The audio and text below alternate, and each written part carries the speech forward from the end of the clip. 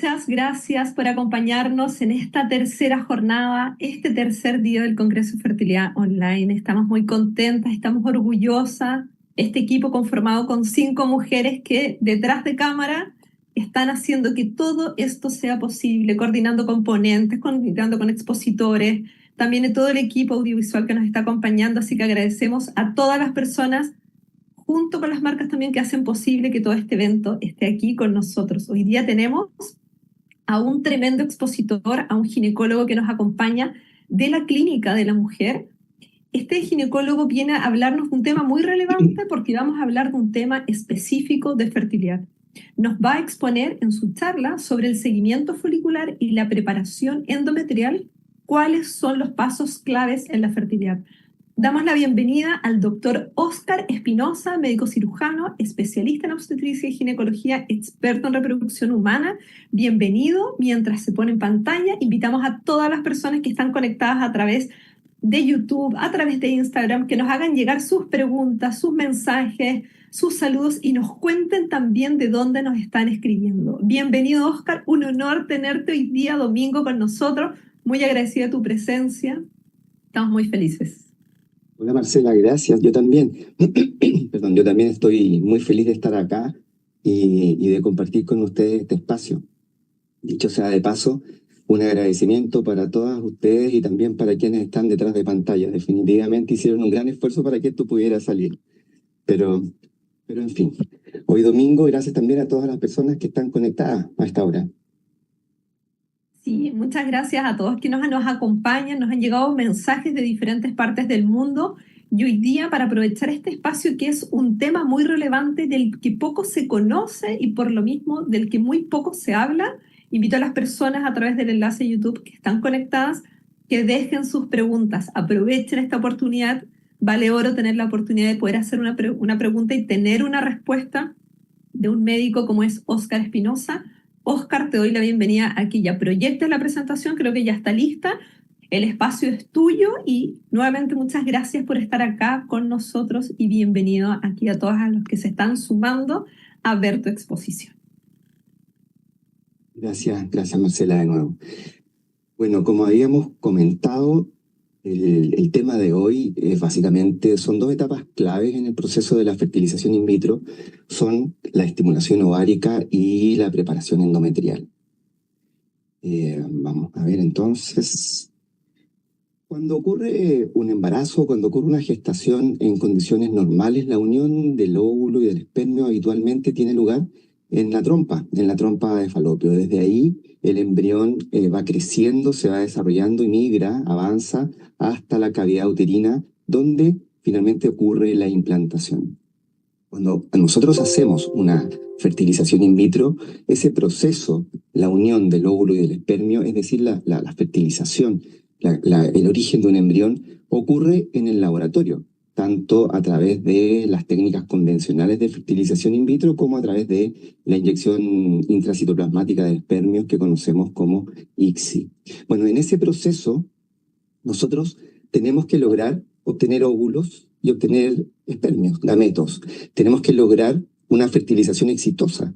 Tenemos que ser capaces de cultivar, de cuidar ese embrión en sus primeros días de desarrollo para que luego de que alcanza una etapa a la que le llamamos blastocisto, transferir ese embrión al útero para que ocurra finalmente lo que todos queremos que ocurra, que es el embarazo. En este proceso, hoy me voy a referir a dos momentos especiales, que son obtener los óvulos, específicamente obtener los óvulos, y los preparativos necesarios para transferir el embrión al interior del útero. La primera pregunta que tenemos que hacernos es ¿por qué necesitamos hacer una hiperestimulación ovárica? ¿Por qué necesitamos hacer que el ciclo menstrual se altere de alguna manera, aumentando el número de óvulos que son ovulados en un solo ciclo menstrual? Y la verdad es que esa pregunta me gusta responderla un poco siguiendo esta secuencia, este gráfico que les estoy mostrando. Aquí se ve en la izquierda y arriba el inicio del seguimiento folicular de una persona que está partiendo un proceso de una fertilización in vitro. No todas las personas que inician este seguimiento logran tener o folículos en desarrollo. Si logramos folículos en desarrollo, no todos los folículos se logran obtener. No todos son ovocitos que llamamos maduros, que son potencialmente fertilizables. No todos los ovocitos maduros se fertilizan. No todos los embriones fertilizados alcanzan el día quinto de desarrollo, ni tampoco la etapa de implantar, de desarrollar el saco gestacional o del nacimiento. Si ponemos números a esto, más o menos el 90% de las personas que parten una estimulación logran tener creciendo folículos. Estos son números que son universales y que también más o menos se reproducen, ocurren en nuestra clínica. El 80% de los folículos que están en desarrollo se obtienen, el 85% de esos ovocitos son maduros, el 70% de los embriones se logran fertilizar, el 60% alcanzan la etapa de blastocisto, el 40% de estos blastocistos logran implantar, el 90% se desarrolla hasta la etapa de saco gestacional y finalmente más o menos también el 90% logra nacer. Y siguiendo y mirando estos números, se concluye que más o menos se requiere entre 12 y 14 folículos en desarrollo para lograr el nacimiento de un hijo o una hija. Y esto es una de las principales razones por la que se necesita esta hiperestimulación ovárica. Aquí les explico lo mismo de otra manera, con la teoría de la pirámide. En el fondo se necesitan muchos ovocitos, en torno a 10 a 14, en promedio 12, para lograr el nacimiento de un hijo o una hija. Cuando solamente hay un ovocito, es menos probable que ese fenómeno, el nacimiento, finalmente ocurra. Y esa entonces es la primera razón. ¿Por qué hacemos la hiperestimulación ovárica antes de obtener los ovocitos? Para aumentar las probabilidades, las posibilidades de lograr éxito en nuestro tratamiento de medicina reproductiva. Pero hay otra razón. Obtener los óvulos es un proceso requirente, es un proceso que necesita preparación, es un proceso que requiere pabellón, que requiere analgesia, que requiere anestesia o analgesia, que requiere una punción ecográfica guiada y que requiere un tiempo de recuperación.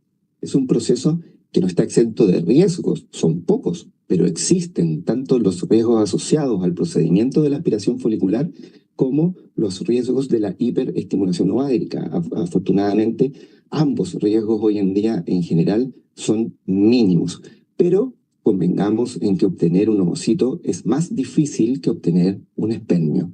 Por lo tanto, la idea es que en un solo evento aspiración folicular logremos la mayor cantidad de ovocitos posibles. Entonces, resumiendo, ¿por qué necesitamos la hiperestimulación ovárica? La necesitamos porque se requiere para hacer más eficiente el proceso y también se requiere para reducir los riesgos o en un solo evento lograr obtener una mayor cantidad de ovocitos para poder realizar el tratamiento. Ahora, ¿cómo lo hacemos? Para transformar esta imagen de la izquierda, que es un ovario con pocos folículos antrales, o la de abajo con algunos folículos antrales, en un ovario estimulado, en un ovario con muchos folículos en desarrollo. Bueno, para eso se utilizan ciertos medicamentos que se llaman gonadotrofinas, que básicamente son FSH y LH, es decir, las hormonas que normalmente en el cuerpo son producidas para estimular una ovulación cada mes. Son los mismos medicamentos que se administran por vía subcutánea, por sus características moleculares no es posible utilizarlas por vía oral, se utilizan por vía subcutánea durante más o menos 10 a 14 días, en promedio 12 días. Junto con las gonadotrofinas tenemos que administrar también algunos medicamentos que impiden que ocurra la ovulación en algún momento en el que no tenemos nosotros planificado que ocurra. Se llaman antagonistas.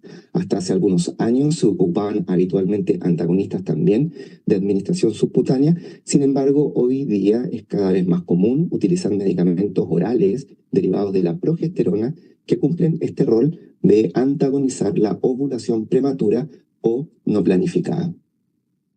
¿Y qué ocurre? Bueno, esto es una línea temporal. En verde está la línea de tiempo. Habitualmente el primer control suele ocurrir con menstruación. No siempre, o no es obligatorio o necesario siempre partir con regla, pero la mayoría de las veces lo hacemos así. controlamos a la paciente, este rombo celeste es un control, evaluamos que estén las condiciones para poder partir la estimulación y se comienza desde la fecha programada diariamente con inyecciones que se administran por vía subcutánea, más medicamentos orales que, como les comenté, antagonizan la ovulación, la ovulación anticipada. Normalmente a los 6 días de estimulación hay un primer control. En ese control se evalúa la respuesta a la estimulación, se evalúa el crecimiento folicular, que está determinado fundamentalmente por la reserva ovárica, y si el crecimiento folicular es adecuado, se continúan los controles, habitualmente día por medio, hasta que se define que los folículos han alcanzado un tamaño que es el necesario para gatillar el proceso final de maduración ovocitaria y planificar la aspiración folicular. Ese gatillo se realiza con un medicamento distinto a los anteriores, que también se administra por vía subcutánea y que se administra habitualmente entre 34 y 36 horas antes del momento planificado de la aspiración. Una vez realizada la aspiración, que en esta gráfica la dibujé con la barra amarilla, suele ocurrir el adelantamiento del ciclo menstrual siguiente, y solo comento que en algunos casos ese nuevo ciclo menstrual puede implicar iniciar una nueva estimulación si se obtuvo pocos ovocitos en la primera.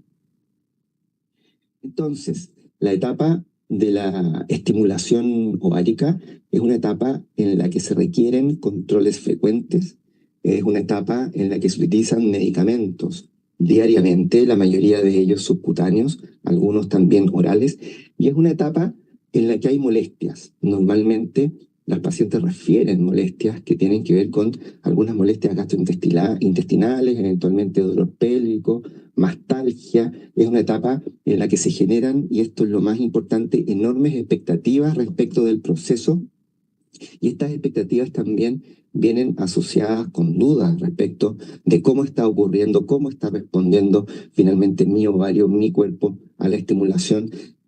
¿Podré hacer las cosas bien? Temores respecto de hacer algo malo son emociones y sensaciones que suelen ocurrir en esta etapa de la estimulación ovárica, y nosotros como equipo tenemos que estar siempre atentos a responder preguntas, a interactuar con la paciente, a resolver sus dudas, a ayudarla a avanzar en este proceso, a normalizar sensaciones, y yo siento que eso es lo más importante en esta etapa de la hiperestimulación ovárica. Muchas veces nos detenemos en elegir el mejor esquema de estimulación, pero creo y siento que la diferencia no la hace tanto el esquema de estimulación como sí la atención que le pongamos al proceso y a la persona que lo está viviendo en la medida que vienen los controles. Ahora, luego de la aspiración, los embriones se fertilizan con los espermios, que también se obtienen habitualmente el mismo día de la aspiración ovocitaria. Se fertilizan, se cultivan y se desarrollan normalmente hasta que alcanzan la etapa de blastocisto, esto es 5 días de desarrollo habitualmente. A veces, y yo siempre preciso eso, pueden tardar 6 o incluso hasta 7 días en alcanzar esa etapa que llamamos blastocisto. Cuando el embrión alcanza la etapa de blastocisto, se puede optar por hacer una vitrificación, congelación de todos los embriones de manera electiva, o, si se cumplen ciertas condiciones, transferir en fresco algunos de esos embriones. En general, nosotros, en Clínica de la Mujer, solemos, cuando la paciente se aspiró en ese ciclo, hacer vitrificación total electiva de todos los embriones. Bueno, los embriones ya vitrificados generan la necesidad de un segundo paso en este proceso de la fertilización in vitro, y ese segundo paso es la preparación endometrial, que es necesaria siempre antes de la transferencia embrional. Como contexto, acá vemos en esta gráfica un diagrama de lo que es normalmente el útero, y el endometrio, esto es la capa que recubre por dentro el útero todos los meses, y como consecuencia de la estimulación hormonal que viene desde el ovario, primero estrógenos y luego estrógenos más progesterona, como les decía, el endometrio crece, se desarrolla, madura y se prepara para recibir al embrión potencial todos los meses en cada ciclo menstrual. Si ese embrión no llega a implantar, no interactúa con el cuerpo lúteo deja de funcionar y esa capa que se preparó ese mes para recibir al embrión se descama. Eso es lo que conocemos como menstruación. Acá hay una gráfica de lo que es el ciclo menstrual. La ovulación suele ocurrir en el día 14. La etapa previa a la ovulación se llama fase folicular o preovulatoria. La fase posterior a la ovulación se llama fase lútea o postovulatoria. Y hay un momento, aproximadamente entre 5 o 7 días después de la ovulación, en que el endometrio es receptivo, es decir, es posible que en ese momento del ciclo menstrual pueda llevarse a cabo la interacción entre el embrión y el endometrio para que ocurra la implantación. Hay dos formas de lograr ese momento antes de una transferencia embrionaria. Una es aprovechando un ciclo menstrual normal y la otra es utilizando medicamentos para estimular el desarrollo endometrial. La primera de las estrategias le llamamos ciclo natural. A la segunda, cuando utilizamos medicamentos, le llamamos ciclo sustituido. Ambas estrategias, la verdad, te lo debo decir, tienen la misma probabilidad de lograr un embarazo. La misma probabilidad de lograr un embarazo. Sin embargo, se diferencian. Se diferencian en algunas características. El ciclo natural requiere de ciclos menstruales efectivos. Requieren de que todos los meses la paciente ovule y tenga un cuerpo lúteo capaz de producir las hormonas necesarias para sostener el embarazo. El ciclo natural es menos controlado desde el punto de vista de lo que nosotros como médicos tratantes junto con nuestras pacientes decidimos y por lo tanto requiere más controles, requiere más visitas médicas para observación del fenómeno como está ocurriendo. El ciclo natural tiene menos probabilidad de planificar, es decir, de elegir un día para la transferencia. El ciclo natural, de acuerdo a la literatura publicada, se asocia con un menor riesgo de preeclampsia, esto es síndrome hipertensivo, habitualmente en el segundo y tercer trimestre del embarazo, y se asocia también con la necesidad de utilizar muchos menos medicamentos que en el ciclo sustituido. Sin embargo, el ciclo sustituido también se puede elegir en algunas circunstancias. ¿Por qué? Permite una mejor planificación. Y eso a veces puede ser relevante para personas que viven geográficamente lejos del lugar en donde se está haciendo el tratamiento. Resuelve y permite hacer la transferencia en personas que tienen ciclos menstruales que no son efectivos, que carecen de un cuerpo lúteo capaz de sostener el embarazo o que no ovulan o que están en la etapa post-cese de la función ovárica o postmenopáusica. Permite también establecer y da tiempo el ciclo sustituido para realizar estrategias que mejoran la receptividad endometrial. Quizás han oído hablar de la utilización, por ejemplo, del plasma rico en plaquetas para mejorar la receptividad endometrial y mejorar las características del endometrio antes de una transferencia.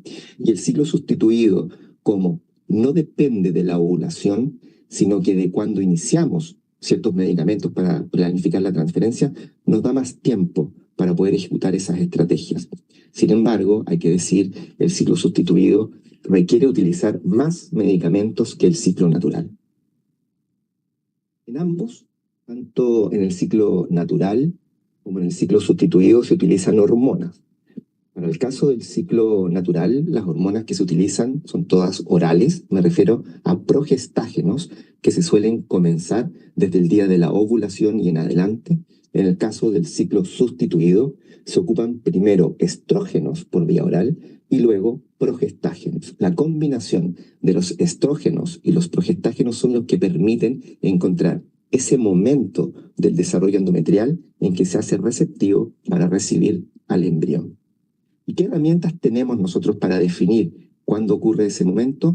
Finalmente es el control ecográfico, que para el caso del ciclo natural suele ser en torno a 11 o 12 días después del inicio de la regla. Para el caso del ciclo sustituido puede ser en un día a elección que ocurre o que uno cita normalmente a la paciente entre el día 12 a 16 o 12 a 18 desde el comienzo del uso de los medicamentos orales para la estimulación endometrial.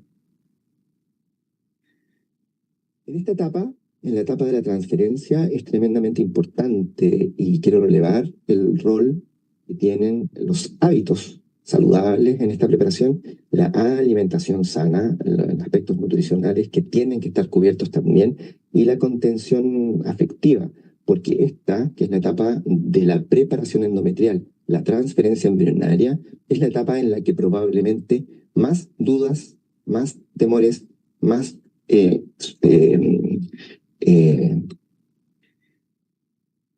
más necesidades y contención se necesita para prepararnos para finalmente el tiempo de la beta espera que ocurre desde la transferencia hasta el test de embarazo.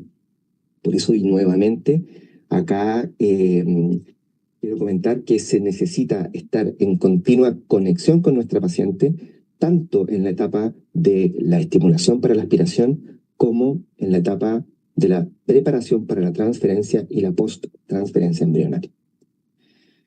4 palabras respecto a estas estrategias que también existen, que tienen que ver con la preparación endometrial, que son la evaluación de la ventana de implantación, la evaluación de las características y la composición de la flora endometrial, la evaluación de la presencia o no de células plasmáticas, CD138 positivas para evaluar la presencia de una endometritis crónica y la realización de una histeroscopía diagnóstica rutinaria previo a la transferencia. En general, y comento esto porque son preguntas que suelen aparecer en la etapa de la preparación endometrial, todas estas estrategias son estrategias que se utilizan evaluando caso a caso la necesidad de utilizarlas. No son rutinarias, no se requieren en el 100% de las pacientes que están en preparación endometrial, pero que sí tienen ciertos roles en personas que han tenido diagnósticos previos o fracasos en transferencias anteriores. Bueno, espero haber con esto transmitirles un poco lo que significa, lo que son estas dos etapas claves en lo que es una fertilización in vitro, la estimulación ovárica y la preparación endometrial. Muchas gracias. Muchas gracias, Oscar. Tremenda presentación.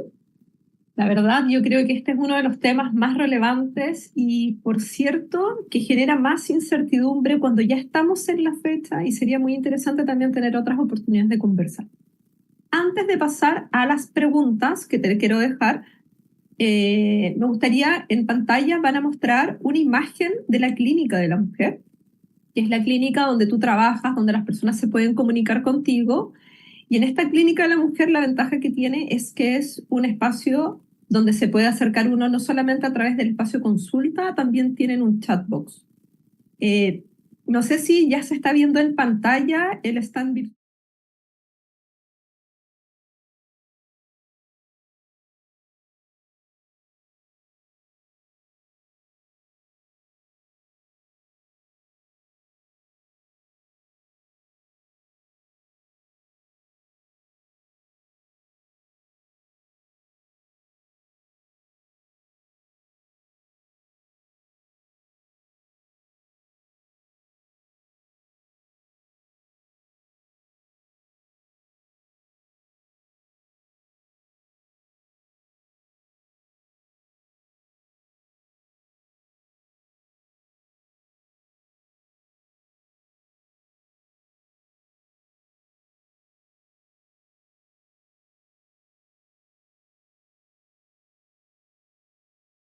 Que buscan tratamientos de fertilidad, pero tratamos de estar siempre ahí, tratamos de acompañarlas, tratamos de tener canales de comunicación que sean fluidos, tratamos de incorporar tanto a las psicólogas como a las matronas en este proceso de manera activa. Ellas tienen un rol muy importante en lo que es la evaluación, específicamente en estas etapas, como decíamos, que son la estimulación ovárica y la preparación para la transferencia. La verdad es que tratamos de que ese sea nuestro sello. A veces no es fácil porque las parejas pueden consultar con fracasos previos, con historias relacionadas con fertilidad que hacen que sea difícil encontrar la manera correcta de ayudar, pero siempre lo vamos a intentar, y siempre vamos a intentar conocerlas, conocer a las personas que consultan, conocer a las parejas que están con nosotros. Ahora sí, para pedir hora con cualquiera de los médicos en la clínica, se puede llamar a los teléfonos, están en internet. El 314-2100 es el de la central. Nuestras secres también son 100% comprometidas con las pacientes y se las arreglan para encontrar las consultas, los espacios de atención y acomodan la agenda diariamente, y es un trabajo enorme que es tras bambalinas, pero que también hay que reconocer, porque de otra manera no podríamos trabajar nosotros, los médicos y el resto del personal que atendemos de cara a las pacientes de manera tranquila. Así que gracias a todos los que trabajan en la clínica, aprovecho de decirlo. Muchas gracias, Oscar. También queríamos dar espacio para poder comunicar a las personas, porque sabemos bien que la Clínica de la Mujer atiende a personas de diferentes partes del país. Ahora queremos dejar un espacio para preguntas. Nos han llegado varias preguntas. Nosotros sabemos que este es un tema de gran relevancia, de gran interés. Voy a comenzar por una que dice así: ¿por qué podrían existir errores en la ventana de implantación? ¿Existirá alguna forma de saberlo o no hay forma de saberlo antes del momento exacto? El tema de la ventana de implantación es un tema que ha tenido cierta evolución en el conocimiento médico o en la evidencia que ha sido publicada. Desde el comienzo, hace algunos años, se habló de que el endometrio es dinámico en el tiempo y en algún momento específico, después del inicio de la progesterona o después de la ovulación, el endometrio adquiere ciertas características que duran un tiempo definido y muy breve, en las que es receptivo a que ocurra la implantación. Y a eso, de una manera didáctica, se le llamó ventana de implantación. ¿Ya? Ahora, esta ventana de implantación se puede detectar con algunos estudios moleculares que estudian ciertas proteínas que se expresan en ese momento. Son proteínas marcadoras de ese momento en el que el endometrio es más receptivo. Esos son exámenes comerciales. El más conocido se llama ERA. Bueno, la literatura al comienzo sugería que la realización del estudio de esta ventana favorecía la implantación embrionaria, es decir, nos permitía elegir mejor y nos permitía elegir individualizadamente el momento exacto para hacer la transferencia embrionaria en el momento en que el endometrio es más receptivo. Pero después de ciertos años de optimismo respecto de esa ventana, han aparecido publicaciones que ponen en duda esa afirmación y que restringen la necesidad del estudio de la ventana a ciertas condiciones, específicamente al fallo reiterado de implantación. Y es en ese subgrupo de personas en las que nosotros podemos estudiar esta ventana y definir si es que está o no desplazada en el tiempo respecto de lo que uno asume que es cuando tiene que ser hecha la transferencia. Ese es el concepto final, pero para mí lo más importante y lo que quiero transmitir es que no es un examen rutinario hoy en día. Tiene ciertas indicaciones, por supuesto, pero están restringidas y específicamente en personas que han tenido fallos previos de implantación. Es una tremenda discusión en los congresos de reproducción. ¿Cuántos fallos de implantación son necesarios para empezar a hacer estudios específicos?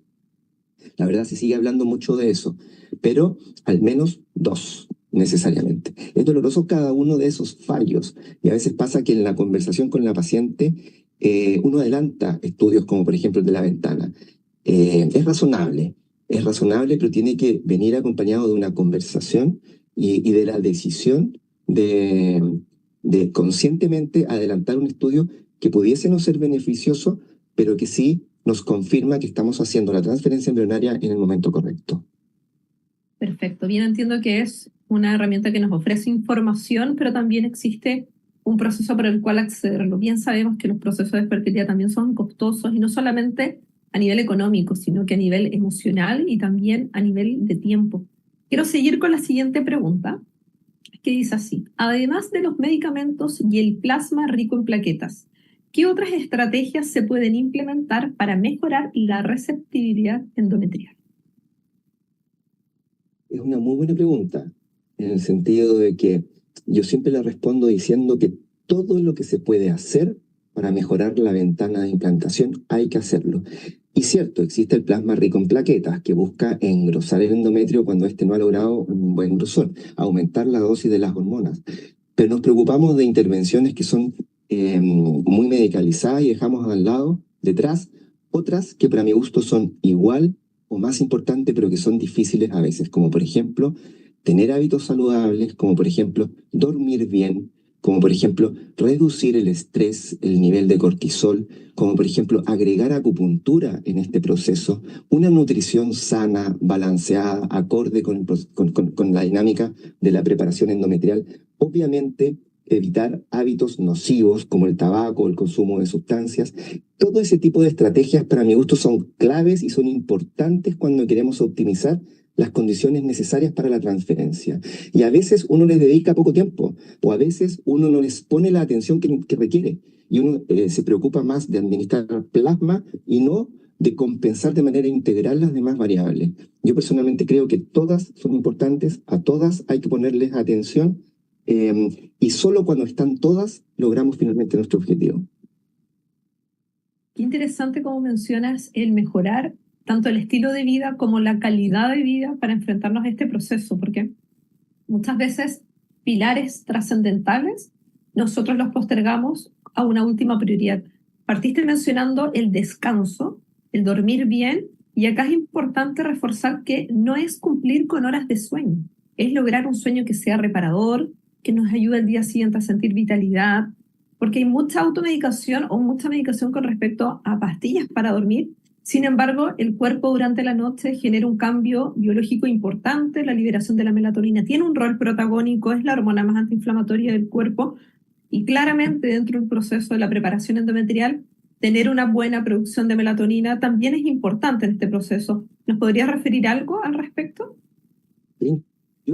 De hecho, muchas veces pasa que hay pacientes a las que estimulamos al endometrio, usamos plasma, no logramos engrosar, y a veces yo les digo, hagamos una pausa, asesórate, busca atención médica o profesionales de la salud necesarios para hacer higiene de sueño, para mejorar los hábitos alimentarios, agrega acupuntura, deporte, por supuesto que reducir el estrés, bajar los niveles de cortisol, normalizar los ciclos de sueño-vigilia, nos van a ayudar a encontrar mejores condiciones endometriales. Y a veces yo hago una pausa y les pido a las pacientes, tomemos una pausa, ocupemos 3 a 6 meses para controlar esas variables y volvamos. Y sin necesidad de plasma, sin necesidad de más que simplemente estrógenos o un ciclo natural, logramos encontrar un endometrio adecuado para la transferencia. Suena fácil hacerlo, yo sé que es difícil, porque los hábitos son difíciles de cambiar, pero se puede hacer. Yo siempre hago énfasis en eso, no es solo tomar una hormona, no es solo utilizar un medicamento, no es solo administrar plasma en el endometrio, es mucho más integral, requiere de esfuerzo, por supuesto, pero se puede hacer, acompañado con los profesionales de salud que pueden ayudarnos para eso. Qué importante destacar, porque hay algunos hábitos que sí son modificables, en donde la paciente, el paciente, los pacientes en este caso, pueden tomar un rol protagónico al tomar acción en dedicar tiempo y energía a cambiar estos factores que son modificables, darle más tiempo al descanso, darle más tiempo a realizar actividades que permitan ayudar a disminuir el estrés. Nuestro cuerpo tiene una fábrica y tiene su propia producción de hormonas estabilizadoras dentro de nuestro cuerpo, pero requieren ser activadas. Y se activan justamente realizando actividad física, compartiendo, riendo, dedicando tiempo a espacios de oxigenación. Nosotros tenemos esa capacidad. Contención afectiva, el desarrollo o el acercamiento de pareja cuando el tratamiento es en pareja, también tienen que estar cubiertos, también se necesita preocuparnos de esa área. A veces las pacientes cuando logran el embarazo me dicen, doctor, ¿logró el embarazo? Yo les digo, no, yo no lo logré, yo no logré nada, son ustedes. O tú, le digo, la que lograste esto, por tu perseverancia, por los cambios importantes que hiciste, por el esfuerzo que pusiste para lograrlo. No soy yo, esto es consecuencia finalmente de eso, y siempre se los digo, siempre recalco, no es solo una intervención médica. Cuando el tratamiento es en pareja, la interacción afectiva, la contención emocional mutua, el hablar de lo que se vive durante el proceso de la estimulación ovárica, durante el proceso de la preparación endometrial con quien se tiene al lado. Son momentos en los que se necesita integrar todo esto para poder lograr el éxito. Yo soy un defensor de todo esto en estos procesos, la verdad. Me encanta cómo lo destacas, porque muchas veces las parejas, las personas dicen, no sé por dónde empezar, no sé qué hacer, qué puedo hacer yo, porque en el fondo uno como paciente tiene un rol más pasivo, pero en realidad puede tener un rol muy activo y desde ahí también que disminuya la rumiación mental. Oscar, te quiero contar que están llegando muchas preguntas. Vamos a hacerte llegar todas las que no logremos abordar en este espacio, pero hay una pregunta frecuente que también se repitió en otros días, que tiene que ver cómo, dentro de las indicaciones para poder ayudar a mejorar esta condición clínica, se recomienda iniciar, mantener y sostener una vida deportiva, pero justo una de las recomendaciones suele ser suspende el deporte o no realiza algunos ejercicios de rebote. Entonces preguntan como qué deporte es ideal para poder mantener o sostener, cuánto es excesivo, cómo poder sentir que uno empieza a hacer un camino, incluyendo un factor que es que repercute positivamente y que esto tenga una evolución que se pueda sostener en el tiempo. Como comentabas, el deporte es clave, la actividad física es clave. Yo siempre y también recomiendo evitar las actividades de rebote, pero hay muchos deportes que no implican rebote ni momentos de riesgo físico que se pueden mantener. Me estoy refiriendo a deportes aeróbicos, me estoy refiriendo a natación, me estoy refiriendo a localizados, a máquinas, pilates, yoga, por supuesto. Se puede hacer ejercicio durante el tratamiento, se puede hacer ejercicio durante la preparación endometrial, se puede hacer ejercicio después de la ¿Favorece? transferencia y es ideal hacerlo, pero con sentido común. Yo siempre digo a las pacientes o a las parejas, con sentido común, en condiciones de temperaturas adecuadas, sin extenuarnos, bien hidratados y evitando el rebote. Finalmente, esas son mis indicaciones. No se puede pretender o no es razonable ni saludable estar en cama sin actividad física o sin movimiento después de un tratamiento de fertilidad. De hecho, yo siempre digo lo mismo, parece contraintuitivo, pero hacer cama y reposo no mejora las tasas de embarazo. Por lo tanto, a los pacientes después de la transferencia siempre les recomiendo, salgan a caminar, hagan un paseo que les implique además un relajo desde el punto de vista del estrés generado por la transferencia. Si es en pareja, háganlo en pareja. Si están acompañadas por familia o por otras personas, háganlo con las personas significativas. Caminen, paseen, como es en Viña, yo les suelo recomendar caminar, vayan a la playa, es bonito, es diferente a Santiago, respiren el aire marino, todo eso les va a ayudar a mejorar las probabilidades de embarazo. No hay que quedarse en la cama, no hay que quedarse acostado, porque eso no mejora las tasas de embarazo y eso está demostradísimo con la literatura. Con esto, Oscar, tú refuerzas que el deporte sí favorece a mejorar todo lo que tiene que ver el engrosamiento endometrial y todo lo que tiene que ver con la preparación finalmente para lo que es una implantación y la preparación de lo que es la transferencia para la implantación. Así es, totalmente, totalmente sí. El deporte, la alimentación sana, los hábitos saludables, dormir bien, todo mejora el endometrio finalmente. Incluso más que el impacto que puede tener el plasma rico en plaquetas. Mira, voy a terminar con una pregunta que también se ha repetido con frecuencia, lo mencionaba un poquitito antes, también se habló junto con otro especialista, pero es importante dejar en claro que cualquier consumo de algún producto farmacológico debe ser informado y debe ser abordado frente a cualquier tratamiento de fertilidad. Te cuento. Dice así: doctor, ¿se puede tomar ansiolíticos, como es el caso de la sertralina, al momento de la transparencia, o usted lo considera o es considerado como algo contraproducente? En general, cuando se ocupan medicamentos, y cualquiera sea el medicamento, si existe una buena razón para utilizarlo, yo siempre digo, se puede utilizar. Ahora, la pregunta es, ¿por qué necesitamos la sertralina en este proceso? Por supuesto que está indicada por un médico después de una evaluación completa, un médico de salud mental después de una evaluación completa, está bien utilizarla. Y específicamente la sertralina es uno de los medicamentos que tiene demostrado seguridad durante un tratamiento de fertilidad y también durante el embarazo. Pero la pregunta es, ¿por qué necesito la sertralina? ¿La sertralina me está ayudando o necesito más que solo la sertralina? ¿Necesito una atención psicológica? ¿Necesito hacer alguna terapia? ¿Necesito cambiar algunos hábitos? ¿Por qué la estoy usando? Entonces, en breve la respuesta es sí, se puede usar la sertralina, pero miremos también por qué la estamos usando y tengamos un enfoque un poco más integral que no sea solamente tomar un medicamento y creer que con eso estoy resolviendo algo que habitualmente no suele mejorar con el uso de esta sustancia. Muchas gracias por la claridad, tanto de responder las preguntas como todo lo que nos expusiste hoy día en un tema tan relevante y sobre el cual tenemos mucho que hacer.